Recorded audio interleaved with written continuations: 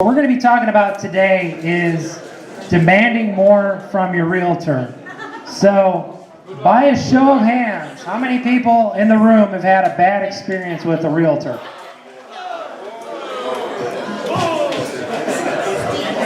If you don't have your hands up, you're either a liar or you're a realtor who's also a liar.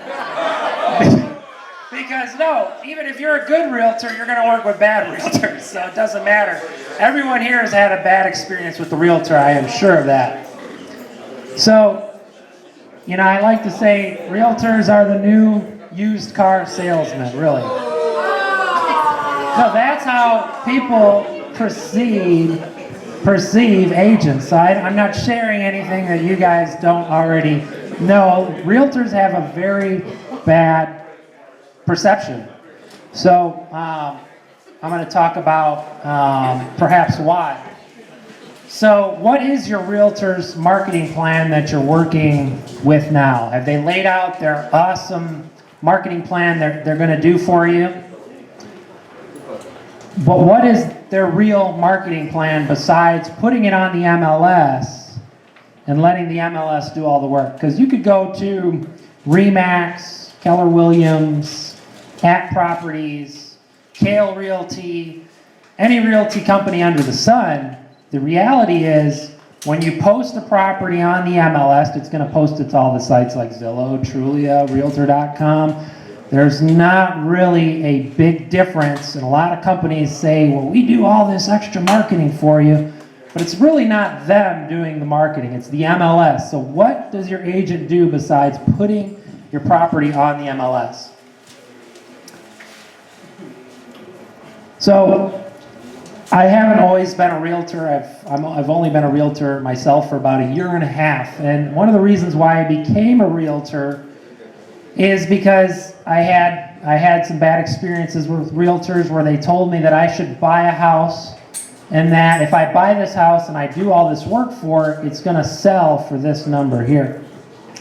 And when I did all the work and I did it up and beyond their expectations, it didn't sell for that price. But the reality is we relisted with the agent, they still got paid. So regardless if us as investors make money or not, at the end of the day, the realtors are still getting a commission. So that's one of the reasons why I became a realtor, so I could really dive in and learn what a realtor should do and shouldn't do. So I found out that most realtors did not have a marketing plan besides the one that their brokerage gave them, which brokerage marketing plans require typically less than a $500 investment. And the reality is I became an agent because nobody's going to market my home better than myself. Now, this presentation is not to bash realtors. I'm sure some realtors will hate me after today, but that's all right. This presentation is to hold realtors accountable. We, in this business as investors, we buy homes, in some cases for hundreds of thousands of dollars. It's a big deal when we go to sell and we can't sell for a certain price. So we need to make sure our realtors that we're working with have a marketing plan. And really this presentation is to help you guys sell your homes for the most amount of money in the shortest amount of time. So what we're going to talk about today is how a realtor should market your property, how much a realtor should be spending on marketing, and how much you should be paying your realtor. So it all starts with the sign. Now this is targeted towards, doing new construction, second story additions. If you have a large job that you're doing, the very first thing that should happen is you should have a very large 4 feet by 4 foot sign. And then on that sign, you should have obviously the realtor's information. They should also be plugging you as the developer as well, not just them. So it all starts with the sign, having the websites, and a way for the people to contact you. So this presentation that I'm giving you essentially my marketing plan, all my links, where you can go to get all this information. So you can go to Oakley Sign. They are like the #1 sign provider here in the Chicagoland market. They're very affordable. And to get a 4-foot by 4-foot sign, you're going to pay anywhere between $249 to $500.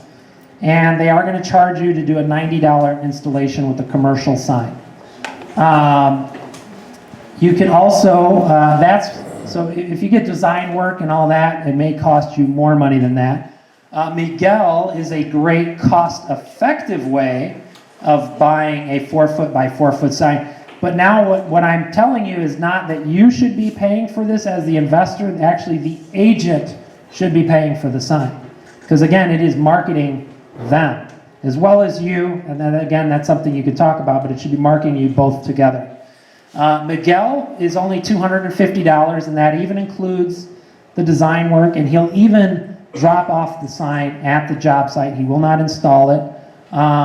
So you can either have your contractor do the installation, or you can have Oakley do the installation. And I'm going to be emailing everyone this presentation, so if you didn't get your email or it's not legible, you're not going to get this presentation with all these links. So you also need to have a unique URL. And again, I'm not talking about realtors working with retail clients. I'm talking about realtors working with us as investors. We need to have a dedicated website. If your house is 123 Main Street, you should have a website, www.123main.com. To buy a domain name is not a big investment. It's $10 to $15. There's 5 different examples of places that you can build websites. Wix will allow you to build a website for free. Instapage is a monthly service that you pay for. That's $39 a month. WordPress varies. That gives you search engine optimization. I pay $99 a month for my WordPress package. Agentmarketing.com is $99 a month. They're very good. And Agent Redefined Marketing, I don't know if any of you were here for the George Cuevas presentation. Great. He actually creates a website for you.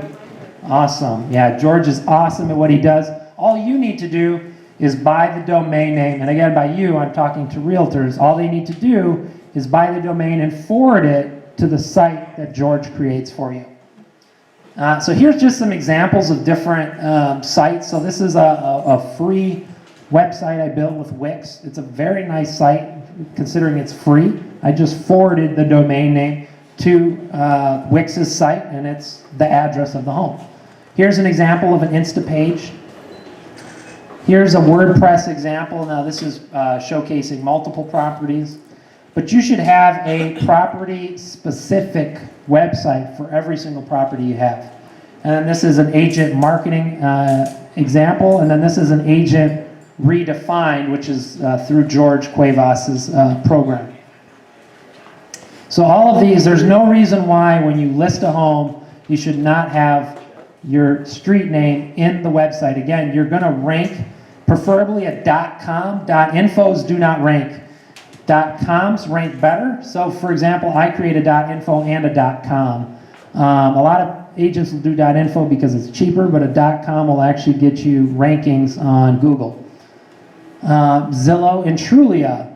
Now, again, this is referring to if you're doing a large-scale renovation and it's going to be a 6-month, 9-month project, you should create what's called a coming soon.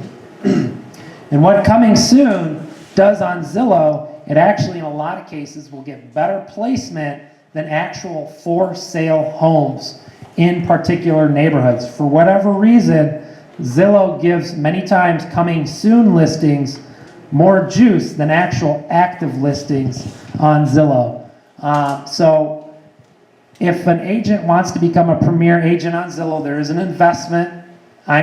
You can get a cost anywhere between $200 to $1,000 a month with Zillow.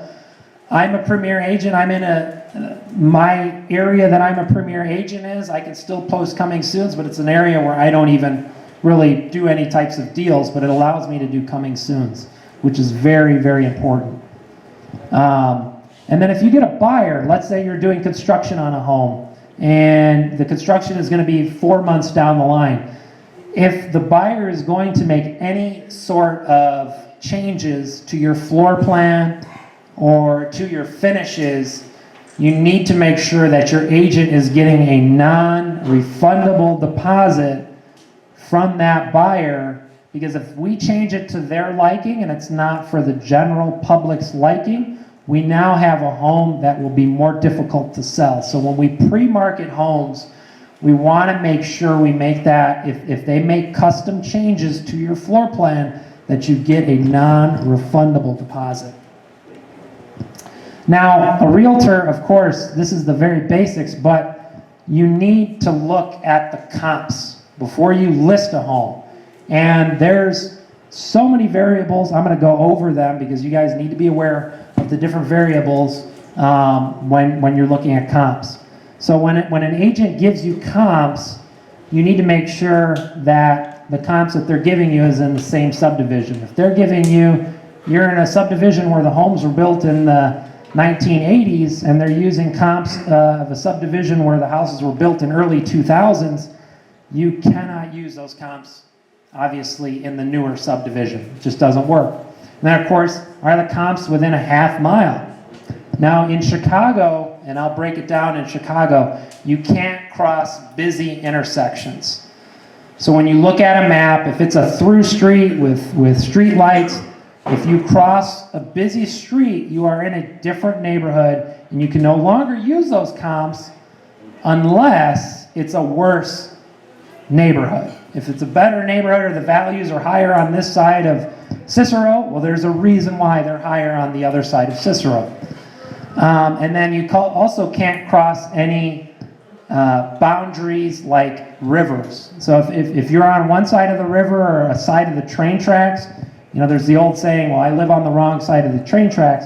That's very true for real estate. You cannot cross those types of things. And then what you're going to want to look to is your base, or is your square footage, ideal square footage within 5% of your resale square footage. Now, if you're in the suburbs, people don't count basement square footage. It's really not treated the same as above grade square footage. But in the city, a lot of times, believe it or not, square footage in the basement is, if you have a good ceiling height, is just as good as square footage above grade. Now again, if you have a 2-story home and you're comparing with a basement and you're comparing it to a ranch with the finished basement, that's still not the same. Is it 8 feet? Ideally, you want at least 7, because sometimes you're not going to get 8 feet in a basement. You're going to want at least 7 feet minimum. Minimum. The rule in Chicago is 7 3/4. Yeah, there we go, 7 3/4. But you shallow basements, if you're doing a house with a shallow basement, and if I have to do this, you're going to have a very, very difficult time selling that house. So again, you want to make sure you're looking at comps within the same square footage. And are the comps within the same school district? A great tool that you can use, not as realtors but as investors, is Redfin. You can go to any address on Redfin, type in the address, and it'll pull up the school district. Now this is on the MLS. So on the MLS, with my mapping tool, I can actually, when I click map comps, I can click this button here, and then I can look at public, I think it's called grade school, middle school boundaries right here. And now you can see, and I'll kind of walk over here. So here, this is Bateman Elementary School. Okay, my comp is right here. This is my property where it's located. I cannot go west of Kedzie. Kedzie is a busy street. I also cannot use that comp there because that is a different elementary school. Everything in real estate is dictated by school districts. If you're in a different school district, and just because we didn't cross a busy street, unfortunately, we can't use these comps because right here, this is a different school district. So I have a very small area where I can use to use as comps. So you definitely need to verify the comps that you're getting are within that same school district. And again, this is a really great tool you can use on the MLS. And then, are the comps that you're getting quoted, are they sold comps, or are they active comps, or are they contingent comps? The only thing I care about is sold comps. Just because someone has their house listed for $1 million doesn't mean they're going to get $1 million, or they're even get $900,000. Active listings, to me, you may want to look at that data, but you're not going to use that when determining your after repair value and your valuation. Now, have the comps sold within the last 6 months is ideal. We're in a market where the market keeps getting better, so I can go back a year in many cases. And then, of course, are the comps of similar models of houses. You know, again, is you looking at 2-story homes and the other house is a ranch. Do the comps have similar lots, or do the comps have much larger lots? Again, you might be literally one street over. We didn't cross a busy street, but the homes on this other street have double lots, maybe a 50 wide by 150 long, and you've got a 25 wide by 100 long. Your comp is nowhere near what a comp with that extra wide lot is going to be. So, especially in the city of Chicago, lot size is extremely, extremely important. And then, of course, is your house on a busy street? I recommend not buying houses on busy streets.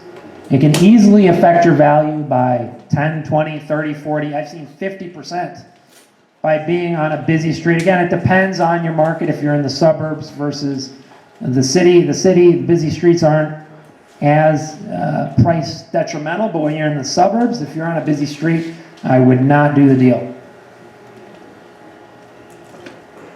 And then again, we talked about, are the comps on the other side of a busy street? I don't count those.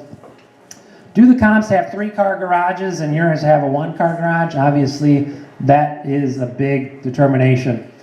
And then again, if you're buying a house and it has radiator heating and you're trying to sell your home as a fully rehabbed house and you have radiator heating and all the other comps have forced air with furnaces, you're not going to get that same valuation. And then, especially important in Chicago, brick houses and frame houses. For example, on the south side, I'm only buying houses that are brick. On the north side, I will buy frame houses, but of course I'm using only frame comps to frame comps and not looking at brick comps if mine is a frame. Now, let's just use this. I want to get a good judge of people and listing prices in this room. So we've got a property at 123 Main Street in Anywhereville, Illinois. Comps are between $190,000 and $200,000. Now, you know, this is the list price dilemma that everyone goes through, your realtor goes through. So if comps are between 190 and 200,000, how many people think we should list at 190? Got one. All right. How many people think we should list at 195? 1, 2. How many people think we should list at 199? Okay, we've got a few. Okay, good. How many at 200,000? Very few. Okay. How many at 205? Okay, we've got we got a few. We got some people who want to get some extra money for their rehab. All right, good. I like your thinking. How about 210? All right, we got a good number. I think the most we had in here was 199. Now, what I'm going to share with you is going against everything you've ever been taught. This is the biggest mistake that realtors make, and 90% of realtors make this mistake. Let's see who was right. At 190,000, there were 582 buyers, and this was for a house in Plainfield, just so you know. At 195, there were 552 buyers working with agents. At 199, there were 547 buyers working with agents. At 200,000, there were 588 buyers working with agents. By going to 199, we lost 30 buyers. And then actually, 199 has less buyers than 190,000, which is crazy. And then 205, we have 452 buyers working with agents. And 210, we have, so if we jump to 205, we literally cut off 130 buyers. Now, you say, well, Josh, how do you know that there's this many buyers looking at these price points? Very easy. It's a tool that realtors can use, which is called reverse prospecting. Absolutely. That's why you're a good agent. Reverse prospecting is very important because you can see before you list a home, you can create what's called draft listings. And by creating draft listings, I'll create on one single property, if we have a range of 20,000, 50,000 on the list price, I'm going to use reverse prospecting to help me set that price. I'm going to use the comps to get me in that range, and I'm going to use reverse prospecting to get the bullseye of where we're going to list. So at 199, you can't see it there, but that's 547. And then there, I think that's, it's too small. I think that's 560, 588. So again, you lost out on 40 buyers by going 199. Now, do you have a question? Are you suggesting that because I might list the house at 210, that none of the buyers who are looking at 199 or 200 would even look at my house, or is it that a realtor wouldn't be willing to show my house? No. So what reverse prospecting does, it looks at people who have active searches on the MLS today. So what that means is that, let's go back to the numbers. So if let's say there's, right at 200,000, there's 588 real estate agents who have automatic searches set up with the criteria of your home at 200,000. There's 588 active searches. When you go to 205, there's only 452 active searches being done. Now, why is 200,000 a magic number in this case?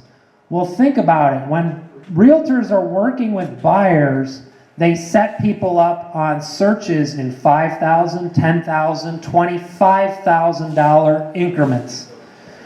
If I'm a realtor and let's just say I want to show my client homes $200,000 and up, I'm setting them up on an automatic search at $200,000 and up. I'm not setting them up on a search at $199 and up. And now because you were listed at $199, none of those buyers saw your home. So reverse prospecting is something you need to do before you list each and every single house that you are going to list. It is very, very crucially important because, again, you'd be better off pricing it at you'd be better off pricing it at 200,000 is a much better list price, in my opinion. That's the magic number. And then again, you got people looking between 150 and 200 or 175 and 200. You're hitting it up. That's how people search on the internet. It's in these even numbers. So this is not even taking into consideration Zillow, Trulia, Realtor.com, Redfin. So let's see how those sites are set up. So this is Zillow, and I just chose Bolingbrook for an example. So here's the different prices when I'm looking on Zillow and I'm looking at homes at certain prices. There's no option to look at homes starting at $199 and up. It's $200,000 is my first selection there if I want to look at homes at that price range. So if you're listed at $199, people even on the internet aren't going to see you, which reverse prospecting doesn't even count, but you're talking probably potentially hundreds of more buyers. Let's see how Trulia is set up. Same thing, it goes 150, then the next starting price is 200,000. Again, you're missing out if people are looking at 200,000 and up if you're listed at 199. Redfin, I'm looking for homes. It's hard for me to see. I believe that's 175. Then the next price point is 200,000. So as you can see, all of the consumer websites are the same. So most of the time, reverse prospecting is going to more than likely correlate with the consumer websites as well. So this is something that realtors can do very easily. They can create sign writers for your home. Again, it has a website. If you want to try it, you could text Keating to that phone number that's on there. And what'll happen, so if somebody's driving by your listing, they don't have time to write down the information, or they don't want to get out of the car and grab a flyer, they can literally text something, and then your website is going to be sent to their phone, and they're not being sent to Zillow. They're not looking it up on Zillow or Trulia or Realtor.com, where they look at your property, and now they're off looking at other properties, and they forgot about your property, which they first looked at. They're looking at your website, and when they text that information, the realtor is also capturing their information, which then the realtor can then follow up as well. So you guys are more than welcome to text that number to see how that works. And then, of course, you can create a QR code as well. So this is what a sign writer looks like. Obviously, when you have a 4 foot by 4 foot sign, you're going to have a much larger sign writer. Somebody has a QR reader, they can hit the QR code, same thing. Now, we have really, really nice homes. I shouldn't even have to say this. If we're listing with an agent, they need to be paying for professional photos. Again, that's a given, especially with what a lot of the listings on the MLS I see, and I'm not referring to necessarily realtors that work with investors, but most of the pictures on the MLS, about 50%, are pictures that somebody took with their cell phone. That is unacceptable. That is really unacceptable. If an agent cannot even invest in pictures, you've got a big problem. So make sure your agent is doing high resolution photography. And then this is just an example of a virtual tour here. This is one George created for me.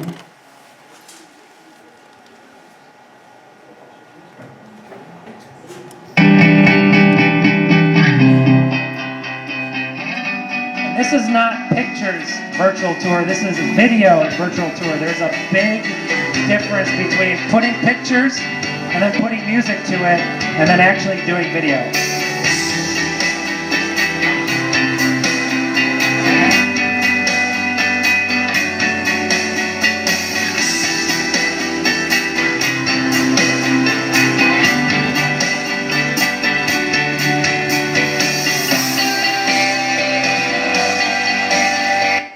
You guys get the idea. So what it is it's not pictures with music put to it. Anyone can do that. I can literally do that on my computer here in 2 seconds after I get pictures and put Beethoven to it. It's not impressive. You need high resolution photography and the virtual tour. Again, if you're working with George, it's $250. It's not a big investment to do this. Now, the next thing that your agent should invest in, and again, I'm referring to homes that are, a little bit more pricey, but they should be doing a virtual tour. See if I can play that.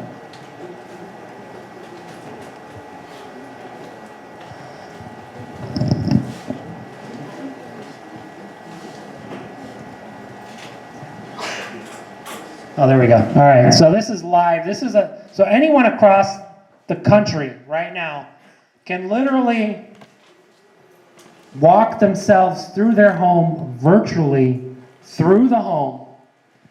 Now, this is done by VHT, and depending on the size of the home, like if it's a condo, if it's under 2,000 square feet, it's only going to cost $300. So what you're seeing now is me literally acting as a homeowner, looking at the house, looking at all the features of the house, walking through. I've had homeowners come up to me, or potential home buyers, and say, "Oh, are you guys going to fix that ding in the door in the bedroom, on the third bedroom?" And I'm like, "What are you talking about?" Because they literally spent 20, 30, 40, 50 minutes clicking through the house, staying on that house. This is something that you can see, especially as rehabbers, when we have these awesome renovations.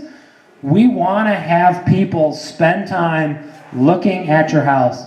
So with my virtual tour, my 3D virtual tour, I create a unique website just for that virtual tour where people can go and visit and literally walk through the house and then take their time and look through. So that again is going to cost anywhere between $300 to $500 to the realtor.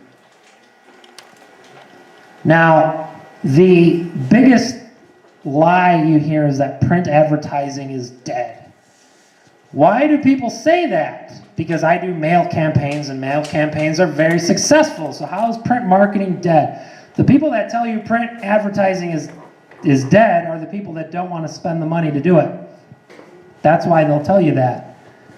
You should be sending out, and you guys are free to come up and get, I don't know if I have enough, but you guys can come up. You can send out 1,000 of these for $500 by going to the U.S. Postal Service and then using, I have my printer that does everything all together. They create the marketing piece, they send it to the post office, they do everything for about 1,000 mailers. It's going to cost me about 50 cents a mailer. But what this is doing is are the neighbors going to buy your house? Probably not.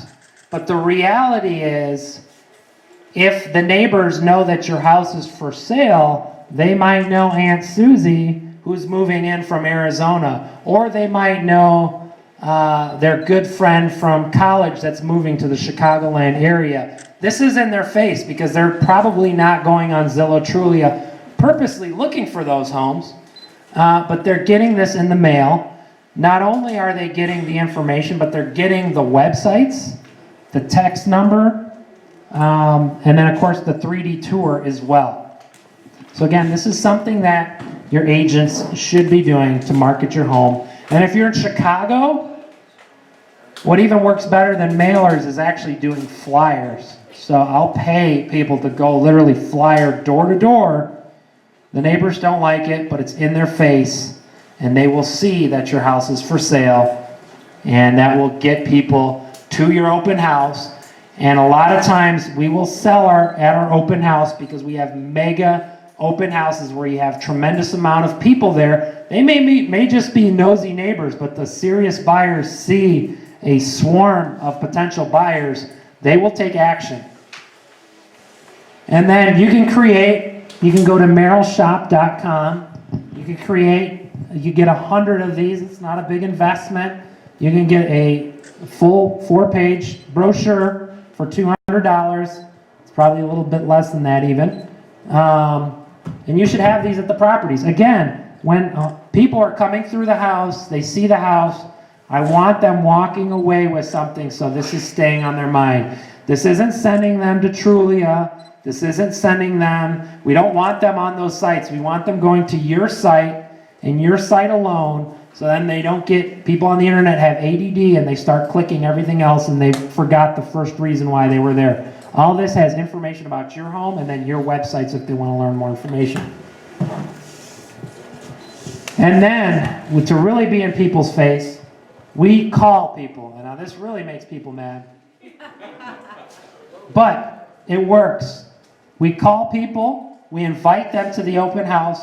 You can get an annual subscription. I can get phone numbers in any neighborhood in the Illinois market here, and I can get all of your neighbors' phone numbers. Now, I run it across the do not call registry, because I don't want to be fined ridiculously, but I run it through the do not call, and once you get set up, actually through Cole Realty Source, they'll automatically scrub it for you once you register that you do telemarketing, so you're only calling people that are not on the do not call list, because that's very important. And then you can let technology, the realtor doesn't have to sit there and call 1,000 buyers. I want to call when people most likely aren't going to be home. That's actually when I want to call to invite, because I actually don't want them picking up. I want to leave them a voicemail, so they're getting this in the mail, they're getting a phone call. Sometimes people will just show up at the open house to be like, man, this is ridiculous with the amount of things, but you want people, you need to be in their face, you need to make people aware that your home is for sale. And you can use callfire.com. Roughly costs to do 1,000 dials costs you $100. Now, if you want to have somebody that, in-house staff, I've done that before, that'll cost you, I set them up on a speed dialer, and then they can make about 1,000 phone calls, believe it or not, with labor and everything for about $300. Now, YouTube videos. Does anybody here know who owns YouTube? Exactly. YouTube videos, a lot of times you will rank on YouTube videos more than you will websites that have been out there forever. So when you're creating your virtual tours, I recommend creating at least, even though they're the same videos, I recommend posting them on different channels and then labeling them other things. I even recommend doing more than 3. But create a video, again, if you're 123 Main Street, create a video, just 123 Main Street. That's the name of the video. The tags should be 123 Main Street. When you upload the video to YouTube, it should also be saved as 123 Main Street. And then in the description, you should have 123 Main Street. The title should say 123 Main Street. If you have all that, a lot of times your YouTube video may rank higher than the consumer sites like Zillow, Trulia, Realtor.com. Again, we want people they'll see your YouTube video, be blown away. On that YouTube video, it has, again, the links to that specific property website. Then you'll want to create a video, same video that you created the virtual tour, and you just call it Homes for Sale in Glen Ellen, Homes for Sale in Bucktown, Homes for Sale in Portage Park. Call it that. And then you'll also want to create a video, very similar titling, but all you're doing, because a lot of people search either homes for sale in blank, or they search 3-bedroom homes for sale in blank. So I recommend creating separate YouTube channels to post all these videos. Now, again, I talked about, most agents rely on the MLS, and that's because that MLS will blast it out on all those sites. So it doesn't matter if you're with At Properties, Remax, they're going to be posted to all those sites. Now, market time is extremely, extremely, extremely important. I see where realtors will list a home at 10 o'clock at night or 11 o'clock at night. The next day, it's the next day. Now you've accumulated 2 days on market. If you're posting in the afternoons or evenings, that's not, I want to post right after midnight so my property gets that full day of exposure, because there's the night owls that are looking for homes, and then there's the early risers that are going to see that home. And I want to make sure that I have the fewest days on market as possible, because the more days on market you have, the more you're going to open yourself up to lowball offers. And then I like listing. Don't list on Mondays. People are going back to work. They more than likely aren't on the MLS on Monday. Everything happened over the weekend. They're at their jobs. Monday is a bad day to list. I recommend Tuesdays, Wednesdays preferably is my favorite. Thursdays or Fridays, again, but if you're doing it Friday, it needs to be Friday morning at 12:01 a.m. because that people are setting it up for the weekend showings. Now, to do the open house, you should also be doing a Facebook ad. Now, I recommend doing at least a $100 budget, but a $200 budget is ideal. And then I can target, Facebook allows you to target people over certain income levels, above certain ages.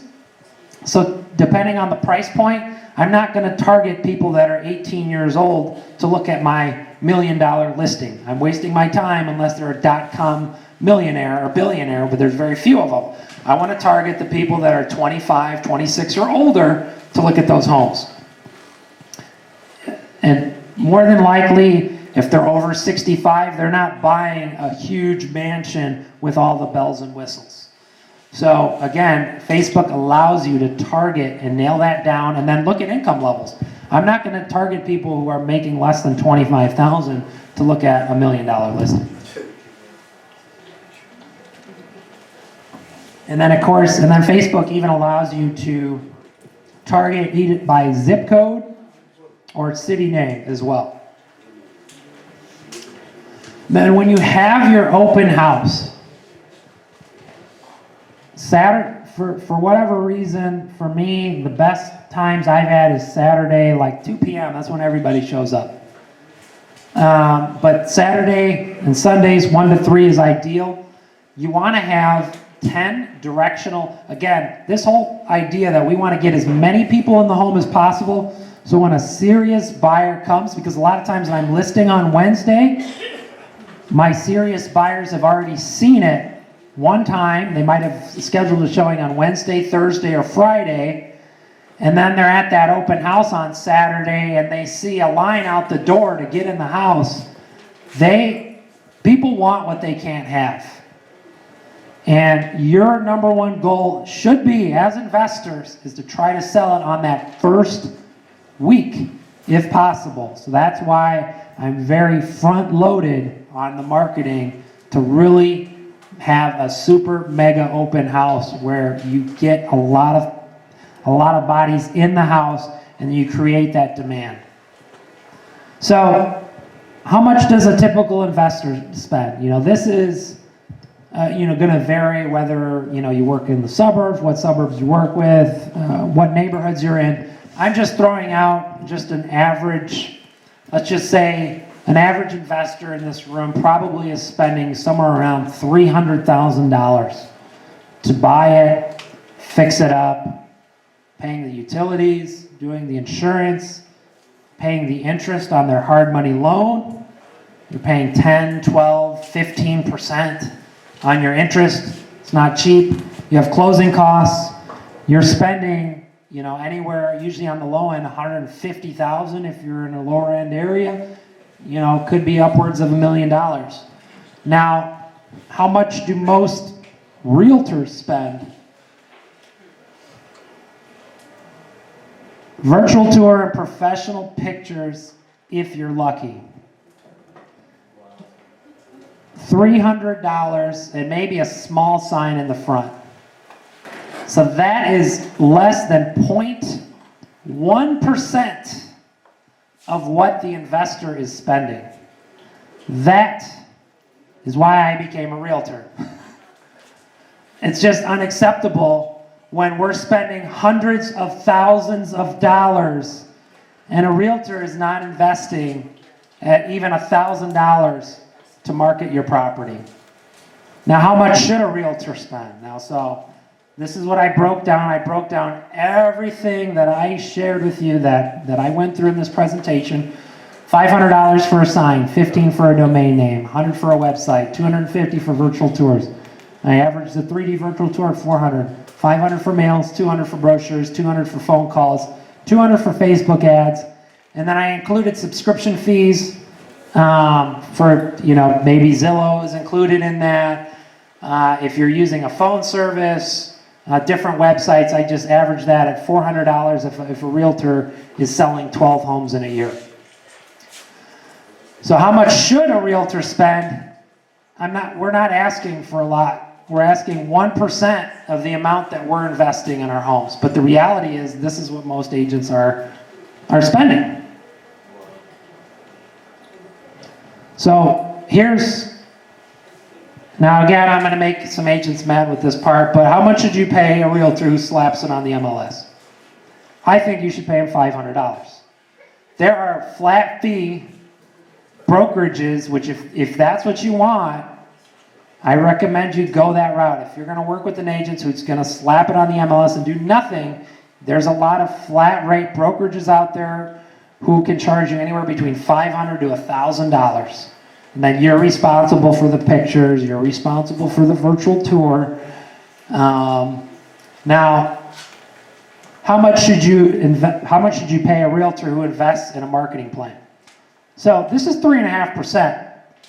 If I'm working with you on one deal and one deal alone, now this is 3.5% to the listing agent. I'm not including the buyer's agent, okay? The buyer's agent is gonna get, if you don't wanna get your home blacklisted, you're gonna wanna pay them 2.5%. That's just, we're not supposed to talk about commissions, but that's the reality. When you list a home, you wanna be paying the buyer's broker at least 2.5%, or many times they will not even show your home. So just keep that in mind. So I'm talking about the listing agent. If I were to list one home to a homeowner and I follow that marketing plan, whether it's an investor or a homeowner, I'm charging a homeowner 3.5%, because I guarantee you, I haven't met an agent who invests this much, which is not a lot of money, to sell a house. So I'm going to charge 3.5%. But that's if you're a homeowner and I'm only going to do one deal with you, or you're an investor and I know we're only going to do one deal together. But as investors, when we work with contractors, what do we want to get from contractors? Wholesale pricing, right? So the same concept should apply to realtors who really value your business. Now, you may have arrangements where if a broker brings you a deal and you're going to relist it with them, you're going to agree to a certain percentage. That's fine. But I'm talking an agent who did not bring you the deal. If you're going to possibly do 2 to 3 deals in the future, and I'm saying possibly, again, these are realtors, and if they don't do a good job selling your home, you're not committed to doing 2 to 3 deals, but if there's a potential to doing that, they should be charging you anywhere between 2 to 2.5%. Now, for those investors that are rock stars, and I know that they might be doing possibly 4 or more deals with me in the future, I'm not greedy. I know that if I'm going to do 4 or more deals with you, I'm going to get repeat business. What homeowner is going to continually keep selling their house every single year, twice, 3 times, 4 times, 5 times in a year? It doesn't exist. So if it's an investor who I'm going to get repeat business from, I'm not going to stick them at 3.5%, because it's all about the repeat business. Now, I have a disclaimer on here. If your house is listed for less than $200,000 and you want that full marketing plan that I gave you, well, the commission might not even cover the marketing plan that I gave you. So you're going to have to pay more for that type of marketing plan if you're less than $200,000. And you may not need to do all that if you're at a lower price point too. You may be able to cut out the 3D virtual tour. There's definitely a lot of areas you can cut. So what realtor in their right mind would only charge 1.5% with that marketing plan? So I don't plug myself, but of course I would. And then who else would agree to that? A lot of agents in this room. So I'm not just saying work with me. There's a lot of great agents in this room. But the thing is, we're looking at doing this. If you're going to do one deal with them and only want to pay them 1% and lie to them and say, oh, we're going to do lots of deals together, and you only do one deal with them, and your intention was to only do one deal with them, well, you kind of shorted the realtor in that aspect. When we say things, we need to mean them. And just like with my contractors, when I say, I want to keep you busy, I'm being very truthful. So the same is true with realtors. If you want to, even if you don't have 3 or 4 deals now, I'm talking about the potential down the road. You may only be in a position where you could do one deal at a time, but if I know that, hey, this may lead to 3 listings, maybe over 3 years, I'm still fine with taking a lower commission, and I'm sure most of the agents in this room would do the same. Again, I'm not talking about agents that bring you the deal. I'm talking about agents, you may have found the deal or whatever. This is if you're just coming to me and you want me to list your home. Now, why would a realtor agree to a 1.5%? Well, the reality is our homes here in this room are nicer than anyone else's houses on the market. Investor homes are the cream of the crop for the most part. You're in any neighborhood, realtors want to be associated with homes with all the bells and whistles. They don't want to be associated with the grandma specials, with the green avocado appliances, and carpet. They want to associate themselves with the fully renovated houses, with the granite countertops, quartz countertops, with the fully renovated bathrooms. So that's one reason. And here's another reason. You as investors, especially if you have a hard money loan, you really don't have an option. You have to sell, right? I could work with the homeowner who changes their minds to, no, I'm not moving to Texas anymore. That job didn't work out. I spent all that money on marketing. They changed their mind. Again, that's why I'm charging a homeowner 3.5%. But you as an investor, you have to sell, and you're going to sell. You are a source of repeat business. And not only that, your home will generate more business for the realtor, who can charge then the homeowners in that neighborhood. They're associated with the best house on the block. Homeowners are going to want to work with that premier agent. It's going to generate more business for them. The general rule of thumb is one listing for an agent will generate 2 additional sources of business for an agent. It should.